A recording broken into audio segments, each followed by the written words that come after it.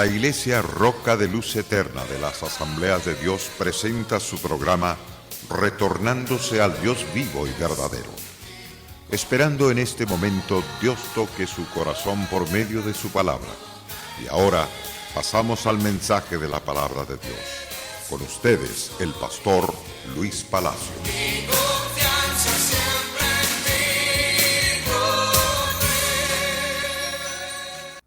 En el estudio que venimos trayendo, modo de hacer los trabajos. Esto es lo que vamos a estar tratando en el día de hoy. Por lo tanto, les he dado los puntos principales anteriores para que usted sepa por dónde hemos caminado. Al hablar del modo de hacer los trabajos en la viña, en el ministerio de nuestro Señor Jesucristo, número 1, tiene que ser de acuerdo con la voluntad de Dios. Número 2, mirando el presente y el alcance futuro. Y tercero, que las palabras tengan contenido y comunicación. Y cuarto, con esfuerzo por la unidad del rebaño. Y así sucesivamente estaremos hablando de lo que es la gracia de Dios. La razón por la cual las gentes no entendían por qué el mensaje no había misión política en la salvación estaba relacionada ciertamente solamente con el nuevo nacimiento, que es lo mismo que entrar en el reino de los cielos. Se recuerdan que mencionaba esto al final del programa de ayer. El traspaso repentino de la salvación del reino de las tinieblas al reino de Dios era, según lo explicó de otra forma, otro modo de mostrar también el perdón de los pecados y la reconciliación con Dios. Puso una nueva dimensión a las bienaventuranzas que tanto los salmistas como los profetas habían utilizado fervientemente en todo lo que ellos habían escrito. Y aunque no es difícil comprender algunos, nos regocijamos en que son bienaventurados toda persona que se esfuerza por la ayuda de Dios, mantener su corazón limpio, porque ellos ciertamente verán a Dios, dijo el mismo Señor. Los pacificadores, porque ellos serán llamados hijos del Dios vivo, del Dios verdadero. Abriendo su boca les enseñaba diciendo: bienaventurados los pobres en espíritu, porque de ellos es el reino de los cielos. Bienaventurados los que lloran, porque ellos recibirán consolación. Bienaventurados los mansos, porque ellos recibirán la heredad. Bienaventurados los que tienen hambre y sed de justicia, porque ellos serán saciados. Bienaventurados los que tienen hambre y sed de justicia, porque ellos realmente serán saciados. Pero además de esto, son bienaventurados los misericordiosos, porque ellos alcanzarán misericordia. Bienaventurados los pacificadores, porque ellos serán llamados Hijo del Todopoderoso. Bienaventurados sois cuando por mi causa os vituperen y os persigan y digan toda clase de mal contra vosotros mintiendo. Gozaos y alegraos, porque vuestro galardón es grande en los cielos, porque así persiguieron a los profetas que fueron antes de vosotros. Dios, que había tomado la iniciativa en la búsqueda de los pecadores, quería mostrarles un nuevo estilo de vida para gozar de la comunión con Él. En el llamado al arrepentimiento y reconciliación, Cristo introdujo el ingrediente de la paz. Pero Él dijo a la mujer: tu fe te ha salvado, ve en paz. Ese es el propósito de Dios: salvar, sanar, y dice: vete en paz. Tu fe te ha salvado, ve en paz. Según vemos también en el capítulo 14, verso 27, del libro de Juan. La paz os dejo, mi paz os doy. Yo no os la doy como el mundo la da. No se turbe vuestro corazón ni tenga miedo. Y no solamente como una expresión de deseo, sino como un estado en la experiencia de Dios. En cualquier casa donde entréis, primeramente decid paz sea a esta casa. Se da cuenta, el trabajo del evangelio es establecer la paz, y todo líder debe de confesar la paz de Dios a toda persona y hacerle saber de que Dios le ha dado la victoria después que lo ha salvado, le ha perdonado y ha inscrito su nombre en el libro de la vida. En cualquier casa donde entréis, primeramente decid pase a esta casa. Lucas capítulo 10, verso 5. Lo que aceptaban las demandas despertaban a la realidad que más tarde Pablo explicó. Por ejemplo, en la carta a los Efesios capítulo 2, verso 11. Por tanto, acordaos de que en otro tiempo vosotros los gentiles, en cuanto a la carne, eran llamados incircuncisos por la llamada incircuncisión, hecha con mano en la carne.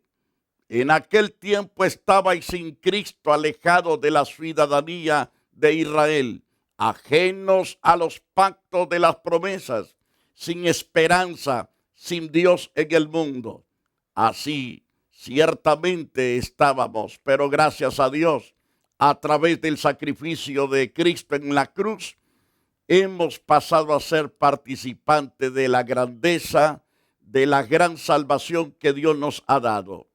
Pero ahora en Cristo Jesús, vosotros que en otro tiempo estabais lejos, habéis sido hechos cercanos por la sangre de Cristo, porque Él es nuestra paz, que de ambos pueblos hizo uno, derribando la pared intermedia de separación, aboliendo en su carne las enemistades, la ley de los mandamientos expresados en ordenanzas, para crear en sí mismo de los dos pueblos un solo y un nuevo hombre.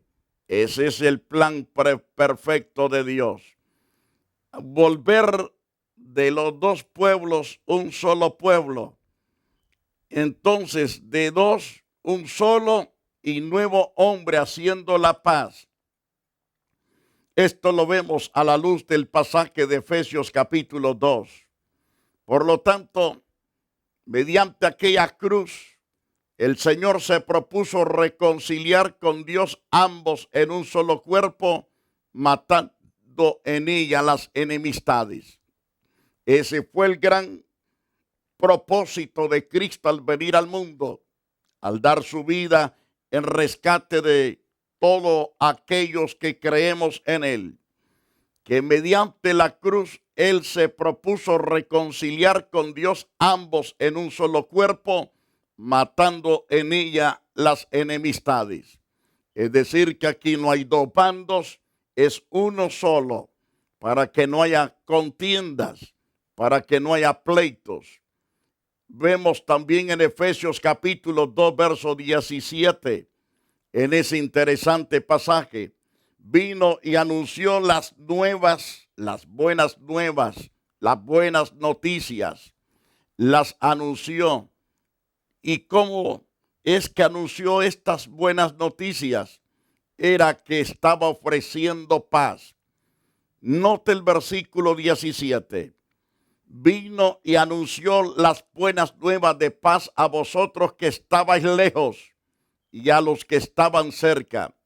Porque por medio de Cristo los unos y los otros tenemos entrada por un mismo espíritu al Padre, para que no haya divisiones y contiendas. Él estableció la unidad y estableció su paz en el corazón de todos los que hemos creído en Cristo Jesús, Señor nuestro.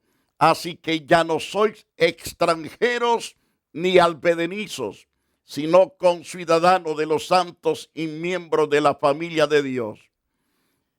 Estas buenas nuevas es el poderoso mensaje de la vida eterna como posesión actual, según lo declaró Cristo Jesús en Juan capítulo 3, verso 16. Porque de tal manera amó Dios al mundo que ha dado a Cristo Jesús su Hijo, para que todo aquel que en él cree no se pierda, mas tenga vida eterna. Entonces, para dar al reino un comienzo en el interior de cada uno de los que se someten a él, la salvación es entregada inmediatamente a la persona que determina entregarse a Cristo con todo su corazón. El modo de enseñar, trayendo esperanza y avivando en los suyos una nueva dimensión de entusiasmo, hizo del Evangelio la dulce noticia de contenido irreemplazable hasta el día cuando Cristo vuelva otra vez en gloria. Los que nos aferramos a este contenido sentimos la libertad del Señor en su santo reino. Nos sentimos bendecidos. Ahora bien, algunas particularidades de la enseñanza que Jesús impartía. Impartía conocimiento con autoridad.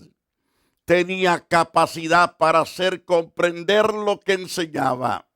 Enseñaba buscando la unidad de los suyos. Entendía lo que el rebaño necesitaba.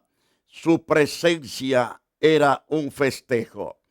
Por lo tanto, el ejemplo en su modo de ser era hablar del ejemplo del Señor, es condensar en pocas palabras todo su ministerio.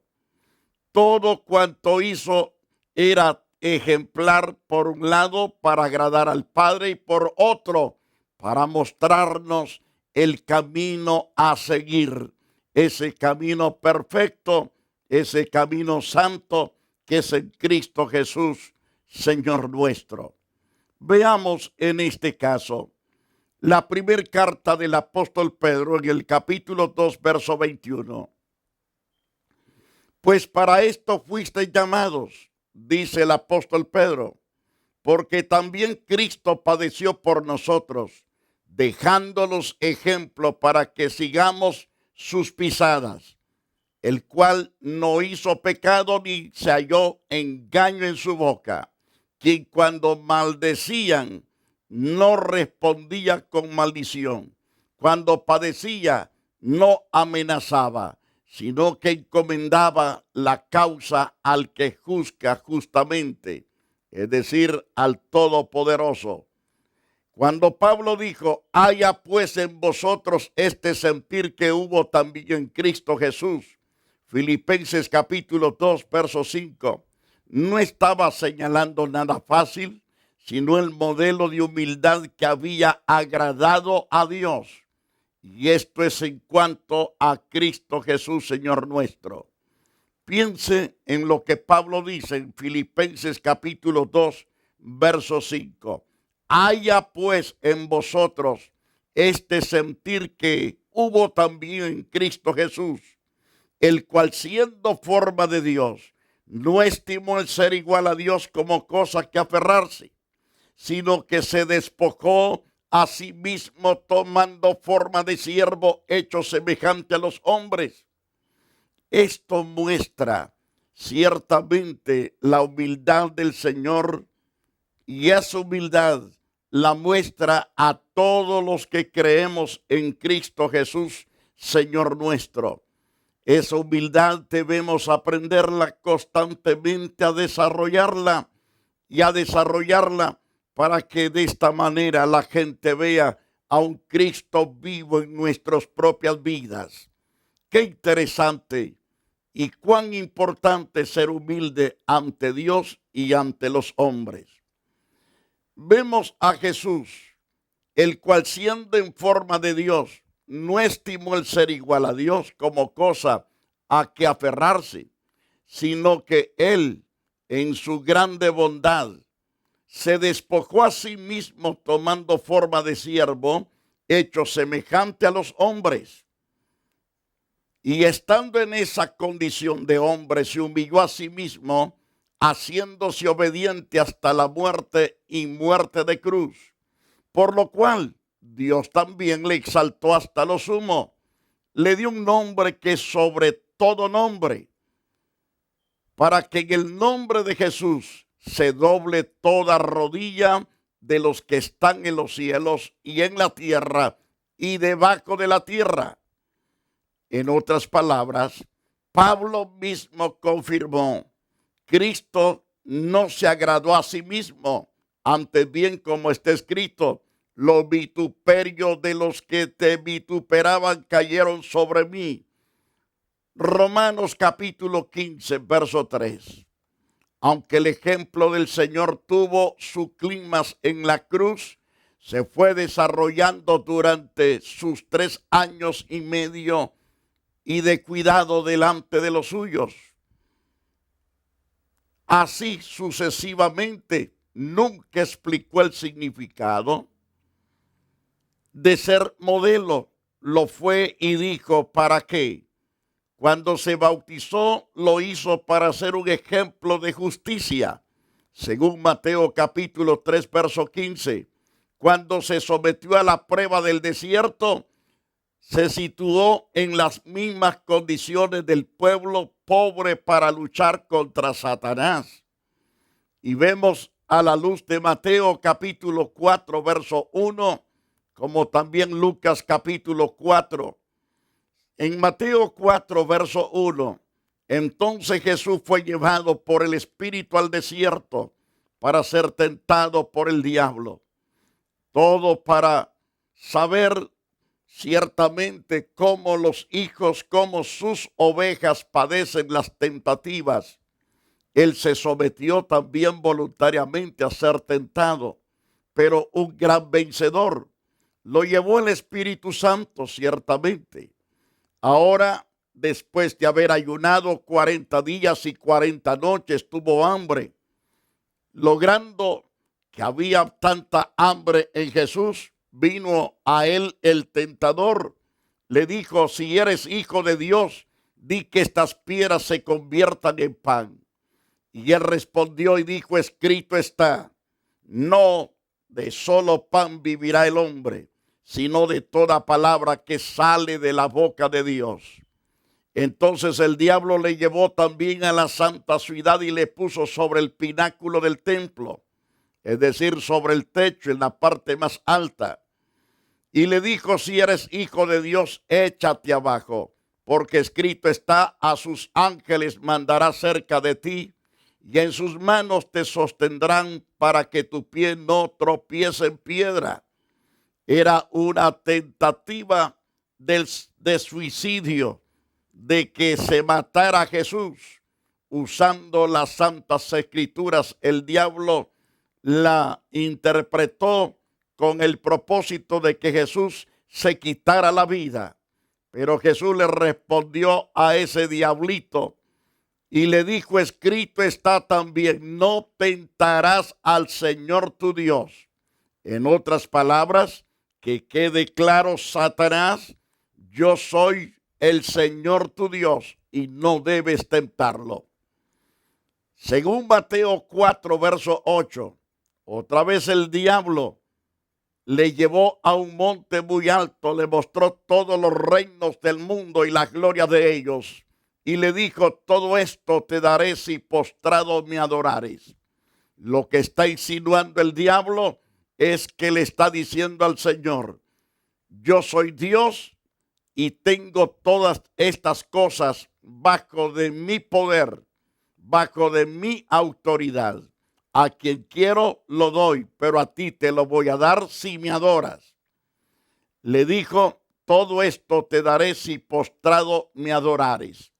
El diablo no tiene nada. Libro de Salmos capítulo 24 dice que de Jehová es la tierra, su plenitud y todos los que en él habitan. En Génesis capítulo 1, verso 1 dice que Jehová creó los cielos y la tierra. Por lo tanto, Si seguimos estudiando hasta el verso 31 de ese capítulo, Dios creó todas las cosas que vemos y aún aquellas que no vemos.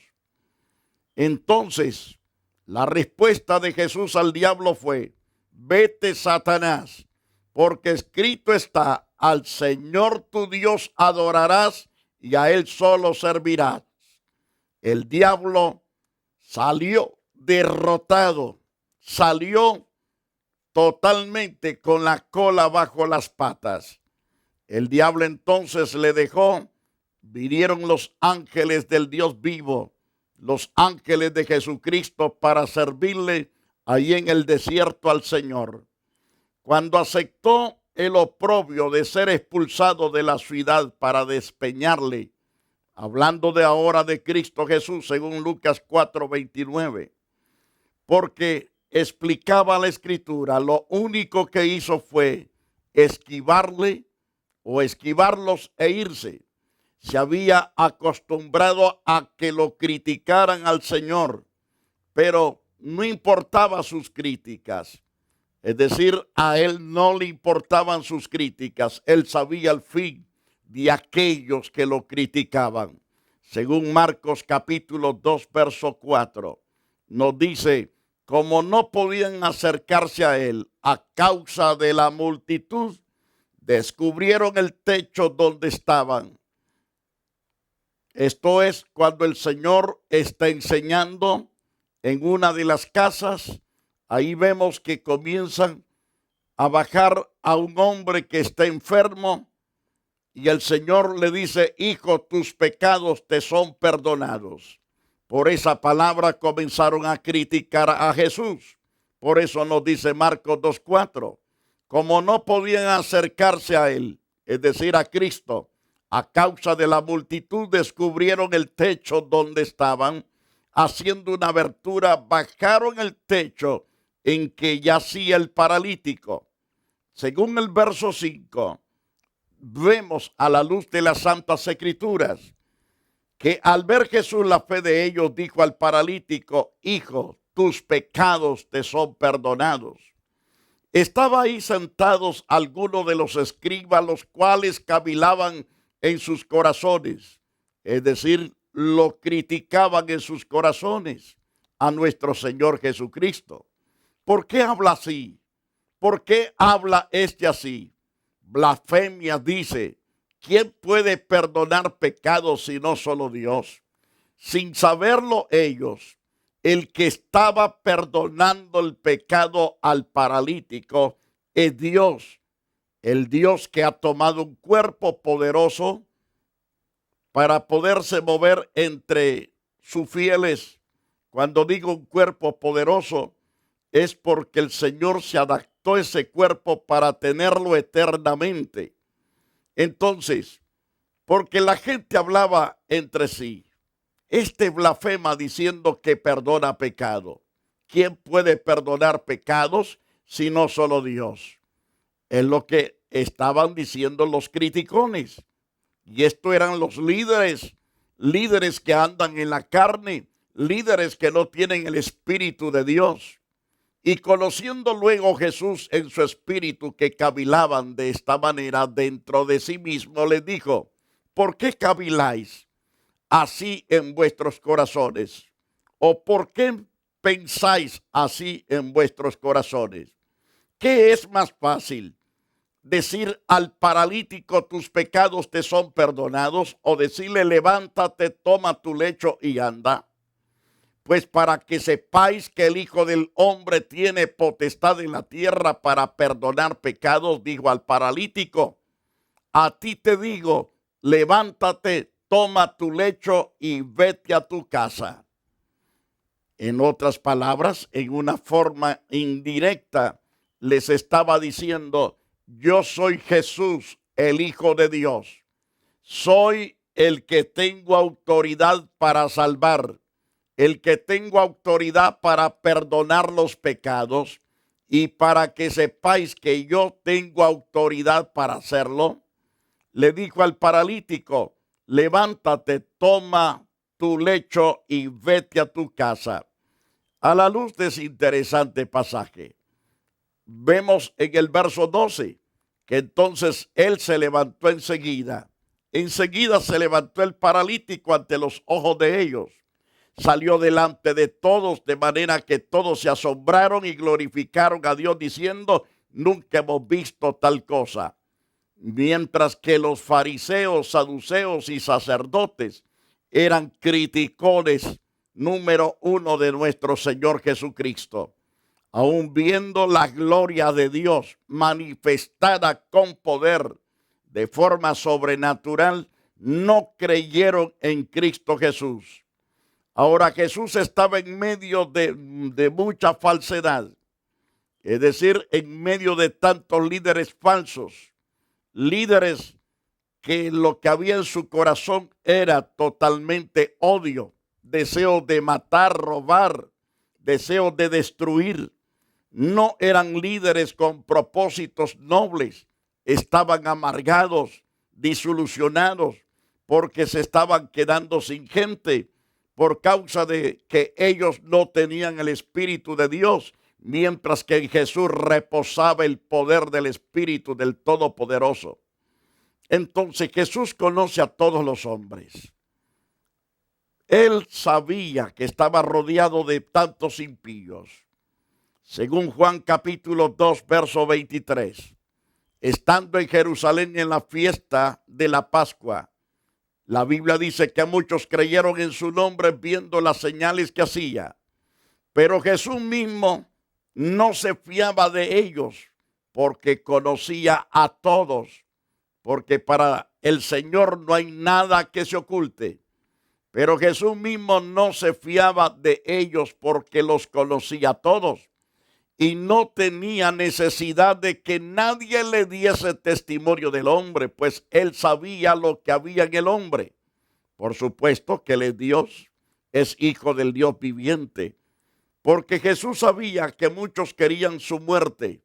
Aceptó la invitación de Simón el religioso, pero bien sabía que su anfitrión estaba muy incómodo, no se sentía bien con Jesús. Según vemos Lucas capítulo 7, verso 36, que uno de los fariseos le rogó a Jesús que comiese con él, y habiendo entrado en casa del fariseo, se sentó a la mesa. ¿Y qué sucedió? Entonces una mujer de la ciudad que era pecadora, al saber que Jesús estaba a la mesa en casa del fariseo, trajo un frasco de alabastro con perfume y estando detrás de él a sus pies llorando, comenzó a regar con lágrimas sus pies y los enjugaba con sus cabellos y besaba sus pies y los ungía con el perfume. Cuando vio esto, el fariseo que le había convidado dijo para sí: note, había sido convidado por el fariseo. Y dijo para sí este fariseo: si fuera profeta, conocería quién y qué clase de mujer es la que le toca, que es pecadora.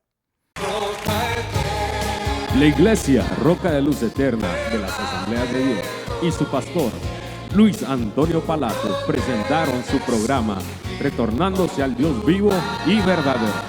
Nos gustaría conocerlos. Visítanos en el 605 East 42th Street, Los Ángeles, California 90011. Si desea una copia del programa de hoy, escríbanos a la misma dirección. También a través de Facebook, Iglesia Roca de Luz Eterna, Asambleas de Dios.